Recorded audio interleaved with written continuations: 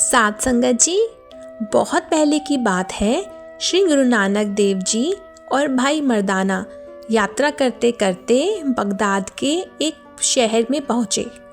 वहाँ पहुँचकर गुरु जी ने मर्दाना जी को शहर से बाहर ही रुकने के लिए कहा। फिर गुरु जी ने एक पेड़ के नीचे अपना आसन लगा लिया और वहाँ पर कीर्तन करना शुरू कर दिया। शुरू में तो वहाँ पर ज़्यादा लोग नहीं आते थे, क्योंकि उस शहर में ज़्यादातर मुसलमान ही रहते थे। लेकिन धीरे धीरे गुरु जी की ख्याति वहाँ पर फैलने लगी और कीर्तन सुनने के लिए ज़्यादा लोग आने लगे और गुरु जी के कीर्तन का आनंद उठाने लगे। गुरु जी के कीर्तन में ज़्यादातर औरतें नहीं आती थी, क्योंकि मुस्लिम औरतें घर से कम निकलती थीं। लेकिन कुछ दिनों से गुरु जी का कीर्तन सुनने के लिए एक औरत रोज आ रही थी।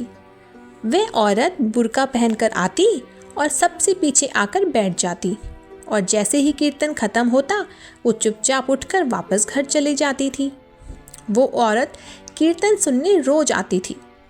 एक दिन की बात है, जैसे ही वह औरत कीर्तन सुनने के लिए आई, गुरुजी ने सेवादार को आवाज़ देकर कहा, जाओ सलीमा से कहो कि वो अभी अपने घर चली जाए। वो औरत अभी अभी कीर्तन सुनने के लिए आकर बैठी ही थी कि सेवादार ने जाकर उससे कहा, सलीमा। जब सलीमा ने सेवादार के मुंह से अपना नाम सुना तो वह घबरा गई। उसने सोचा कि मैंने तो बुर्खा पहना हुआ है और यह मेरा जानने वाला नाम यह है कौन। सेवादार ने उससे कहा, गुरुजी ने कहा है कि तुम अभी घर चले जाओ। सेवादार की बात सुनकर वह घर जाने की जगह गुरु नानक देव जी की तरफ चली गई और जाकर बुर्खा उतारकर गुरुजी के दर्शन करने लगी। थोड़ी देर तक सलीमा और गुरुजी एक दूसरे के चेहरे की तरफ देखते रहे। उनकी आंखों में क्या क्या बात हुई, किसी को कोई खबर तक ना हुई। फिर गुरुजी ने सलीमा की तरफ देखते हुए कहा, सलीमा तुम अभी घर चली जाओ और किसी बात से बिल्कुल नहीं घबराना और हिम्मत रखना। गुरुजी की बात सुनकर उस औरत ने कहा, ठीक है गुरुजी। उसके बाद वह औरत अपने घर चली गई। जब वो घर पहुंची तो उसका पति घर आया हुआ था। उसका पति सौदागर था। वो दूसरे राज्यों में जाकर व्यापार करता था। वो बहुत ही झगड़ालू और गुस्से वाला था। जब वो गांव वापस आया तो गांव वालों ने उसके कान भरे और कहा, जब तुम बाहर जाते हो तो तुम्हारी बेगम कीर्तन सुनने जाती है। बहुत सारे लोगों ने उसकी बेगम के बारे में गलत भी बोला। जब उसने गांव वालों से अपनी बेगम के बारे में सुना तो वह गुस्से से आग बबूला हो गया। जैसे ही सलीमा घर में पहुंची तो उसके पति ने गुस्से से चिल्लाकर कहा, तुम इस समय कहाँ गई थी और क्या करने गई थी? फिर वो बोला, मुझे तो पता है कि तुम कहाँ गई थी, लेकिन फिर भी मैं तुम्हारे मुंह से सुनना चाहता हूँ। जब वो ज़ोर ज़ोर से चिल्लाने लगा तो सलीमा ने उससे एकदम पूछा, तुमने जो कत्ल किया था, क्या राजा ने तुम्हें उस खून से बरी कर दिया? और जो तुम मेरे पीछे से घर से 200 सोने की मोहरें लेकर गए थे, उसका तुमने क्या किया? सलीमा के मुख से यह बात सुनते ही उस आदमी का गुस्सा पल में काफुर हो गया और उसकी आंखों से आंसू बहने लगे और बोला, सलीमा तुम इस बात को कैसे जानती हो? सलीमा ने उसकी बात सुनकर कहा, उसके बारे में मैं तुम्हें बाद में बताऊंगी, पहले आप यह बताओ कि आपके साथ हुआ क्या। तब उस आदमी ने कहा, सलीमा जब मैं घर से निकला तो एक आदमी ने मेरे ऊँट पर पत्थर मारा। पत्थर तेज और नुकीला था। वह पत्थर सीधा ऊँट के माथों के बीचों बीच जा लगा और मेरा ऊँट वहीं पर मर गया। यह देखकर मुझे बहुत गुस्सा आया और मैंने वही पत्थर उठाकर उस आदमी के सर पे दे मारा और वो आदमी भी वहीं पर मर गया। उसके बाद राजा के सिपाहियों ने मुझे गिरफ्तार कर लिया और कहा कि हमारे राज्य में खून के बदले खून का कानून है। मतलब ये कि अगर तुमने खून किया है तो बदले में तुम्हें फांसी की सज़ा ही होगी। तब मैंने सिपाहियों से कहा कि इस आदमी ने मेरे भी ऊँट को मारा है, लेकिन मेरी बात सुनकर उन्होंने कहा कि ऊँट तो एक जानवर है और यह आदमी एक इंसान था। सिपाही मुझे पकड़कर राजा के पास ले गए। वहाँ पर उस आदमी की बेगम भी आ गई और राजा से कहने लगी कि महाराज, मेरा कोई कमाने वाला नहीं है, मैं इसको माफ़ कर सकती हूँ, लेकिन आप इसको कहो कि यह मेरे गुजारे के लिए मुझे 200 सोने की मोहरें दे, फिर मैं इसे अपने पति के खून से आज़ाद कर दूंगी। उस औरत के कहने पर राजा ने सज़ा सुनाई कि इस आदमी पर 200 सोने की मोहरों का जुर्माना और वो 200 सोने की मोहरें इस आदमी से लेकर इस औरत को दे दी जाए। राजा की बात सुनकर मेरी सांस में सांस आई और मैंने राजा से कहा, महाराज, मुझे ये सज़ा मंजूर है, मैं इस औरत को 200 सोने की मोहरें देने के लिए तैयार हूँ। तब राजा ने कहा कि इसे तुम मोहरें दे दो।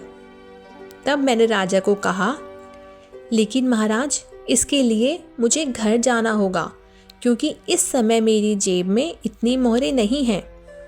मेरी बात सुनकर राजा ने कहा, ठीक है, तुम अपने घर जा सकते हो, लेकिन अपनी जगह यहाँ पर किसी को ज़मानत के तौर पर बिठाकर जाना पड़ेगा।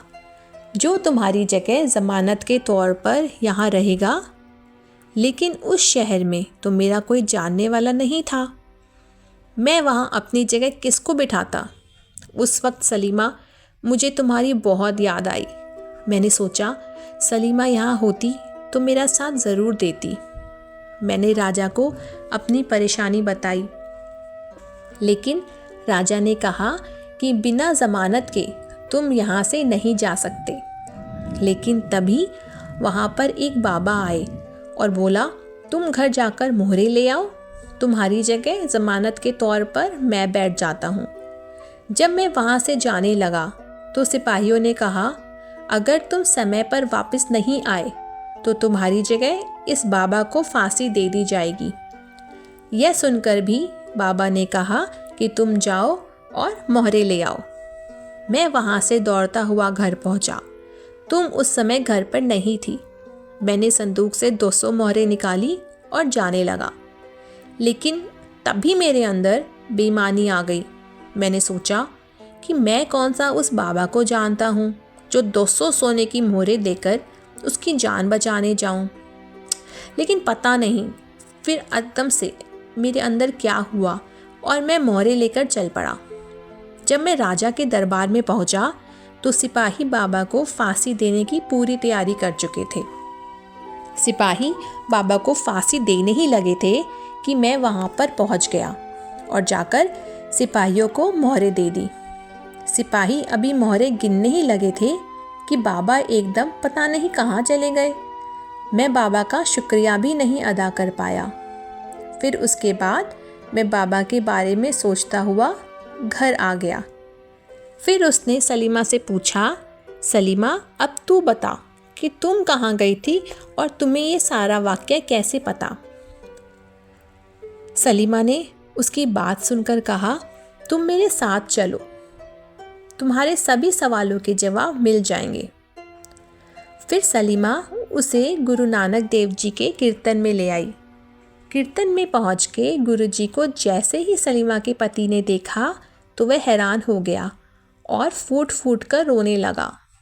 सलीमा ने उसकी ऐसी हालत देखकर पूछा, तुम रो क्यों रहे हो?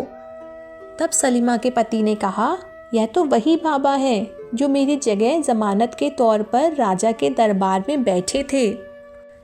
तब सलीमा ने उसे बताया कि जब तुम मुझे याद कर रहे थे तब मैं कीर्तन में गुरु जी को याद कर रही थी, इसलिए आपकी तार सीधा गुरु नानक देव जी से मिल गई और बाबा नानक आपको बचाने के लिए राजा के दरबार में पहुंच गए।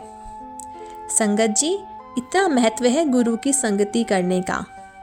इस सुंदर साखी से हमें ये शिक्षा मिलती है कि गुरु हमारी और हमारे परिवार की हर कदम पर रक्षा करते हैं।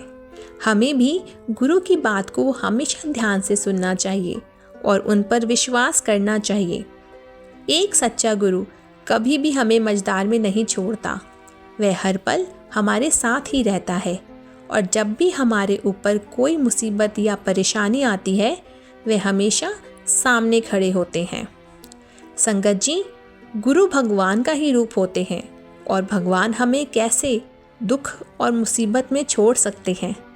इसलिए हमें भी बिना नागा गुरु को याद करना चाहिए और गुरु के कहे अनुसार भजन सिमरन करना चाहिए ताकि हमारे गुरु हमसे खुश रहें।